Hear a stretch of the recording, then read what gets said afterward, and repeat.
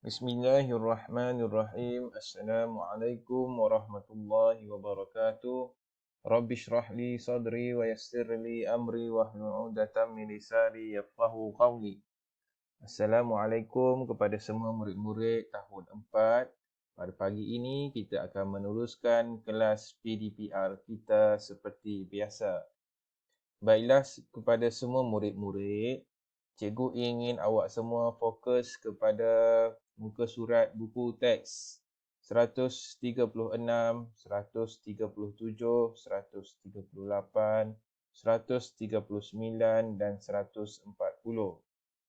Baiklah, sebelum kita meneruskan kelas, cikgu harapkan semua murid-murid telah pun melengkap dan menyiapkan tugasan dan latihan yang telah diminta untuk dibuat pada minggu lepas.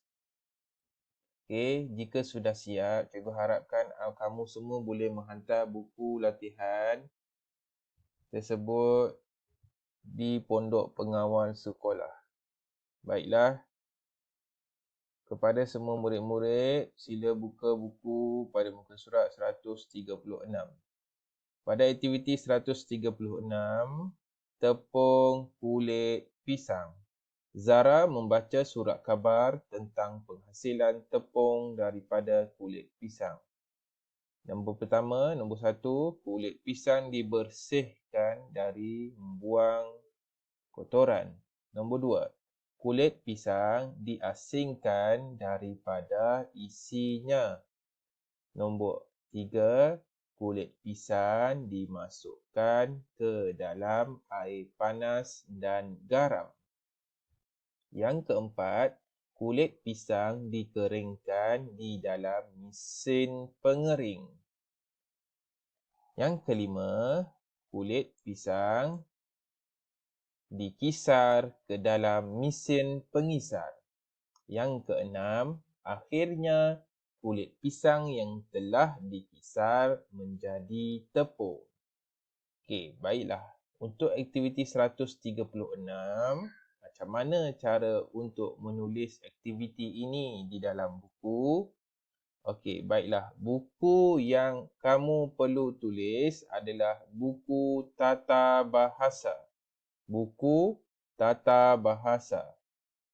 Tulis tajuknya tepung kulit pisang, kemudian tulis ayat. Nombor 1, tulis ayatnya.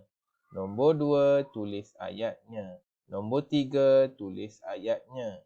Nombor 4, tulis ayat dan jawapannya. Hinggalah ke nombor 6. Okey? Boleh murid-murid tulis dalam buku tata bahasa. Baiklah, seterusnya unit 20, mari bertani. Dengar dan tutur. Penyediaan bongkah cendawan. Zara menyertai lawatan ke pusat penghasilan bongkah cendawan. Dia mendengar taklimat daripada Puan Ayu, pegawai pertanian.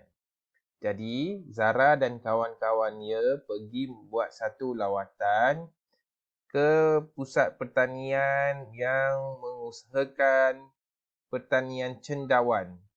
Okey, berdasarkan daripada taklimat tersebut, apa yang Zara dapat? Okey, tengok kat sini. Zara dapat apa? Yang pertama, makluman daripada Puan Ayu tadi, kelebihan menggunakan bongkah cendawan. Mudah dibawa ke mana-mana, pengeluaran hasil dapat dikawal, mudah dijaga, dapat digunakan berulang kali. Okey. Nombor ni, produk berasaskan bongkah cendawan, inovasi makanan, produk kesihatan, jus cendawan, makanan ringan, baja. Okey, untuk aktiviti ini, cikgu minta awak tulis juga dalam buku tata bahasa. Okey, tulis tajuk dia kelebihan menggunakan bongkah cendawan. Nombor 1, mudah dibawa ke mana-mana. Nombor 2, pengeluaran hasil dapat dikawal, mudah dijaga. Dan keempat, dapat digunakan berulang kali. Kemudian, bawah daripada Awak dah salin ni, bawah dia tulis produk berasaskan bongkah cendawan pula. Lukis macam peta buih ni. Inovasi makanan, produk kesihatan, jus cendawan, makanan ringan, baja. Boleh? Tulis kat mana? Tulis dalam buku tata bahasa. Boleh? Okey, yang seterusnya. Okey. Untuk aktiviti ini, cara penggalak pertumbuhan. Okey, maksudnya dekat sini, Cikgu Syah ada baca satu artikel. Fungsi penggalak tumbuhan adalah memastikan pokok yang nak kita tanam tu dapat hidup lebih subur dan lebih sihat. Okey, untuk pokok tu hidup lebih subur dan lebih sihat, kita perlu bekalkan kepada pokok. Contohnya kita perlu bekalkan baja, air yang secukupnya. Okey, baja sekarang ni dalam maklumat yang nak disampaikan dalam petikan ni, dia nak buat macam mana cara-cara untuk membuat baja ataupun penggalak tumbuhan. Bahan-bahan yang diperlukan adalah 2 biji telur, sebotol susu kultur, bekas plastik dan botol penyembur. Mula pecahkan telur, masukkan susu kultur, goncang, tutup plastik agar gas tak terkeluar.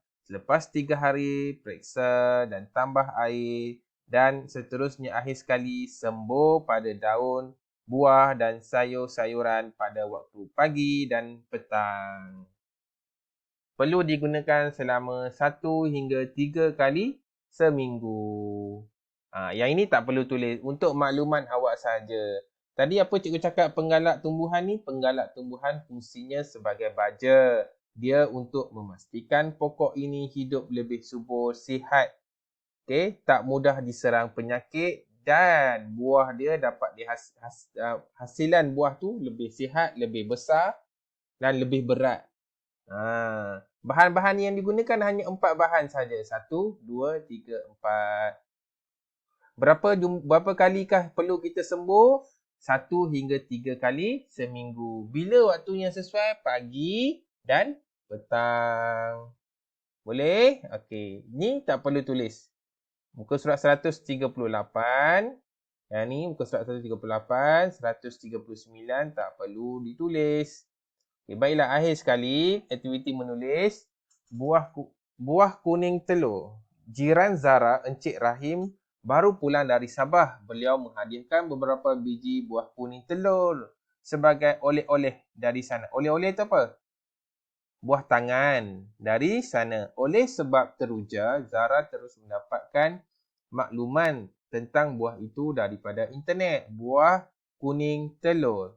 Panjang buah 6 cm hingga 7 cm. Kulit licin dan nipis. Semasa berputik, kulitnya berwarna hijau. Buah yang telah masak warna kuning. Bahagian palpa buah ini pejal, manis, berlemak setelah masak. Terdapat 1 hingga 4 biji kecil dalam sebiji buah.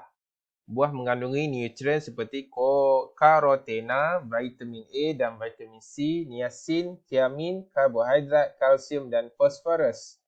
Buah ini sesuai dimakan segar dan boleh dijadikan puding, jam atau kek cawan. Buah ini mudah didapati di Sabah dan di Sarawak. Okey, baiklah. Untuk aktiviti ini, tulis tajuknya buah kuning telur dan kemudian tulis balik peta grafik kat sini. Ciri-ciri buah kuning telur: kulit licin dan nipis, saiz 6 cm hingga 7 cm, palpa pejal, manis dan berlemak, biji 1 hingga 4 biji kecil. Itu saja perlu tulis di dalam buku tata bahasa. Cikgu ulang balik, semua aktiviti pada hari ini perlu ditulis di dalam buku tata bahasa. Buku tata bahasa. Tulis balik tajuk tepung kulit pisang. Tulis balik nombor 1, nombor 2, nombor 3, nombor 4, nombor 5, nombor 6 berserta dengan jawapannya sekali. Tulis dalam ayat, tulis dalam tulisan yang kemas. Baiklah, untuk aktiviti seterusnya, mari bertani ini. Tulis tajuknya penyediaan bongkah cendawan Okey, maklumat yang ini perlu ditulis dan maklumat yang kedua ini juga perlu ditulis. Baik, boleh faham? Boleh faham? Okey, baiklah. Seterusnya untuk aktiviti muka surat 138 ini tak perlu ditulis. Cukup sekadar awak memahami maklumat yang telah cikgu sampaikan berkaitan dengan penggalak tumbuhan tadi. Yang ini juga tak perlu ditulis. Akhir sekali, buah kuning telur, tulis tajuknya buah kuning telur dan tulis balik petikan atau lengkapkan peta grafik yang ini. Okey, itu saja untuk aktiviti kita pada hari ini. Semua aktiviti perlu ditulis di dalam buku tata bahasa. Boleh murid-murid? Okey, sebarang masalah boleh berhubung dengan cikgu. Dan jika sudah siap, cikgu harapkan awak ambil gambar dan hantar ke dalam grup kumpulan kita. Baiklah, Assalamualaikum warahmatullahi wabarakatuh.